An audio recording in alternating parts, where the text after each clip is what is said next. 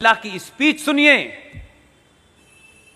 वो अपनी स्पीच में कह रही है कि ए जालिमों, यानी सत्ता और इस सत्ता के साथ खड़े होने वाले लोगों को वो ए जालिमों करके एड्रेस करती है।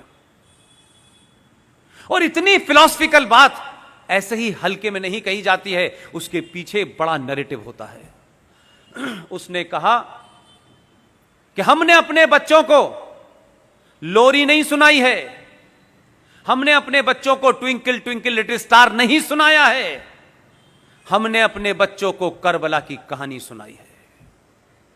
आपको पता नहीं है करबला में क्या हुआ, इसलिए आपके ऊपर रिएक्शन नहीं है, और करबला में क्या हुआ यह मुझे पता है, इसलिए मैं कह रहा हूं यह शाहीन बाग सीएए के लिए नहीं है।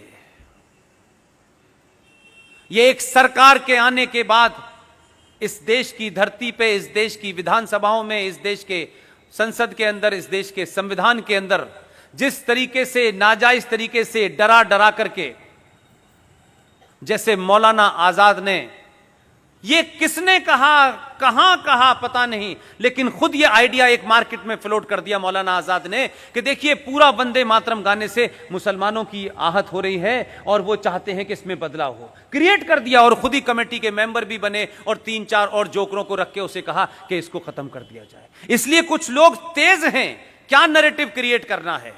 उसने जब यह कहा कि हमें करबला की शहादत का पता है, मैं उन्हीं मुसलमानों से एक सवाल कर रहा हूं, सच बताओ कुरान शरीफ पे हाथ रख करके, करबला में क्या हुआ था? अगर यह हिम्मत नहीं है तो हिंदुओं को और सनातनियों को झूठ बोलने के लिए करबला का इस्तेमाल मत करो। करबला में तुमने मोहम्मद साहब के खानदान, उनके नवासों के नवासे, उनकी हत्याएं करके उनकी गर्दनों को नेजों के ऊपर, नेजों कहते हैं बड़े बड़े त्रिशूलों के ऊपर लेकर के शाम की गलियों में उनकी औरतों को बेराबरू होकर घुमाया था। तुमने ये किया था, तुम किसको बताना चाहते हो? तुम तो न मोहम्मद के सगे हो न उनके खानदान के सगे हो। तुमने तो उनके दामाद को नमाज पढ़ते हुए उनका कत्ल किया। तुमने तो मोहम्मद की बेटी के घर में आग लगाई और जलते दरवाजे में उन्हें मार के दफन कर दिया। तुमने उनके नवासों की गर्दनें काटी। तुम कहते हो कि करबला हमें याद है, तुम करबला के बारे में झूठ बोल रहे हो। आज ये ताकतें कौन हैं? ये वही ताकतें हैं जिन्होंने मोहम्मद के खानदान को मारा। इसलिए अबू बकर से लेकर के अल बगदादी तक एक ही सोच है, जो मोहम्मद के नहीं हुए वो हिंदुस्तान के कैसे हो सकते हैं? जो उनके नवासों के नहीं हुए उसके कैसे हो सकते हैं? हमको सिखा रहे हो?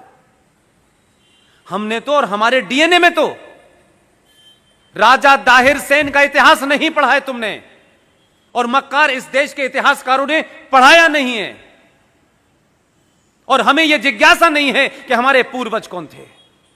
राजा दाहिर सेन सिंध का आखिरी राजा था, उसका इतिहास पढ़ लेते तब भी मुसलमान अपनी मुंह नहीं खोलता आपके सामने। मोहम्मद साहब के परिवार में नवासों के नवासे जो भी रह गए थे, राजा दाहिर सेन ने अपने किले में उनको छुपा करके शरण दी। लेकिन बदकिस्मती और ट्रेजेडी देखिए कि कासिम जो चला था वहां से, पूरा नाम उसका क्या है, मोहम्मद बिन कासिम। जो मोहम्मद बिन कासिम आया उसने खानदान के खानदान मारे, मोहम्मद साहब के खानदान को मारा। राजा दाहिर उनके खानदान को बचाते बचाते, लड़ते लड़ते शहीद हो गया, लेकिन मोहम्मद के बच्चों पे उसने आंच नहीं आने दी। उस मोहम्मद बिन कासिम ने मोहम्मद के खानदान को मारा। पाकिस्तान का आज हीरो मोहम्मद बिन कासिम है। कहां के मुसलमानों हो और किस जगह के मुसलमानों हो, हमारे मुसलमान होने पे मुझे शक है। और मेरा शक इसलिए है, जो मुसलमान हैं पूरी दुनिया में, जो कुरान को मानते हैं, जो शरिया को मानते हैं, जो हदीस को मानते हैं, वो मुसलमान होने का पाखंड नहीं करते। तुम मुसलमान नहीं हो, तुम इस धरती पे मुगलों द्वारा अत्याचारों के सामने तुमने तलवार के सामने शलवार पहन ली थी। तुम कन्वर्टेड हो, इसलिए तुम मोहम्मद के बारे में नहीं जानते। लेकिन हिंदुस्तान में पॉलिटिकली मुसलमान होना एक फायदे का सौदा है। सत्ताएं डरती हैं, लोग डरते हैं, समाज डरते हैं, नाजायज मांगों को लोग मान लेते हैं। इसलिए तुम असली मुसलमान नहीं हो, तुम कन्वर्टेड मुसलमान हो। इसलिए तुम सही इतिहास नहीं बताते। तुम्हारा इतिहास मोहम्मद बिन कासिम से नहीं होता। तुम वो बुज़दिल लोग हो कि तुम्हारे पूर्वजों ने लालच के मारे या तलवार के डर से अपना धर्म छोड़ के मजहब में चले गए थे। मैं ये बात आपसे इसलिए कह रहा हूं, जब वो आपको डराते हैं, आप तलवार से डर जाते हैं, आप फतवे से डर जाते हैं, तो कभी आप भी तो उनसे सवाल पूछो कि पागलों और जाहिलों, तुम किसको डरा रहे हो? हमारे बाप दादा पुरखे तब नहीं डरे तुम्हारी उस तलवार से, तो आज हम तुमसे डरेंगे? तुम तो डरे हुए लोग हो, हमें क्या डराओगे यार? ये बोलना शुरू करा है आपने, इसीलिए इस देश में बड़ी उथल पुथल है। इसलिए लोगों को मोदी नाम की जो चीज है, ये कोई शख्स नहीं है, मोदी कोई एक इंसान नहीं है। मोदी 1000 साल के बाद 1000 साल पे सनातनियों पे 2 अत्याचार जो जुल्म हुए हैं, उस जुल्म को समाप्त करने वाली एक खुटी है जिस पे मोदी टंगा हुआ है। ये वो सोच है जिसके 7000 साल की तकलीफों को दूर करने के लिए हमें लगता है कि यह आदमी आया है, इसलिए पूरा देश उसके साथ खड़ा हुआ है और हर आदमी यह चाहता है कि इसको समाप्त करना चाहिए। इसलिए यह देश ने अपनी दिशा तय कर ली है। आपने टॉपिक बहुत अच्छा रखा है। अब मुझे और आपको, सौरभ भाई ने अपनी दिशा तय कर ली है, मैंने अपनी कर ली है। बहुत सारे लोग इस देश में, चाहे वो विवेक अग्निहोत्री जैसे फिल्मकार हों, वो भी बहुत पैसा कमा सकते थे 2 गाली देकर के भारत के सनातन को, 2 गाली देकर के देश के सरकारों को। वो भी क्या कहते हैं, उस लाइन में खड़े हो जाते जहां बहुत सारे राइटर और एक्टर हैं जो उनकी मर्जी के बगैर पैसा नहीं लेते। खड़े हो सकते थे, लेकिन विवेक अग्निहोत्री ने भी वही रास्ता चुना जो सौरभ भाई ने चुना, जो मैंने चुना। और उन्होंने रास्ता चुना इसलिए एक पिक्चर बनाई जिसका नाम है ताशकंद फाइल। वो देश की पहली ऐसी पिक्चर है जिसमें स्क्रिप्ट नहीं लिखा गया है, सारा डॉक्यूमेंटेशन है। कोई अपनी तरफ से उसमें नैरेटिव पैदा नहीं, सिर्फ डॉक्यूमेंट के आधार पर। और ये डॉक्यूमेंट भारत से और पूरी दुनिया से लाके बनाए गए।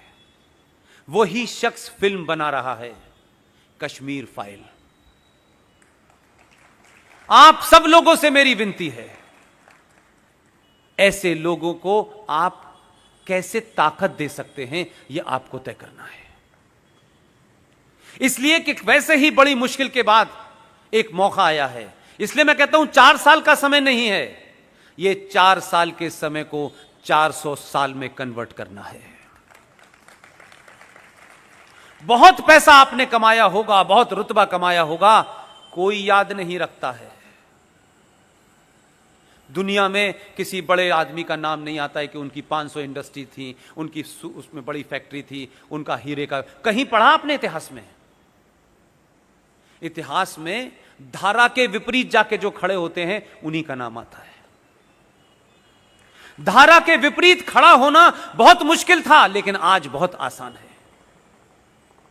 मुंबई जैसे शहर में रात के 9 बजे करोड़पति लोग इसमें बैठे होंगे, बहुत काम उनके पास होंगे, लेकिन दुनिया भर में जो लोग बातें कह रहे हैं, सौरभ भाई जो बात कर रहे हैं, उस दिल ने उनके मन में कहीं कोई आग पैदा कर दी है, इसीलिए वो यहां बैठे हुए हैं।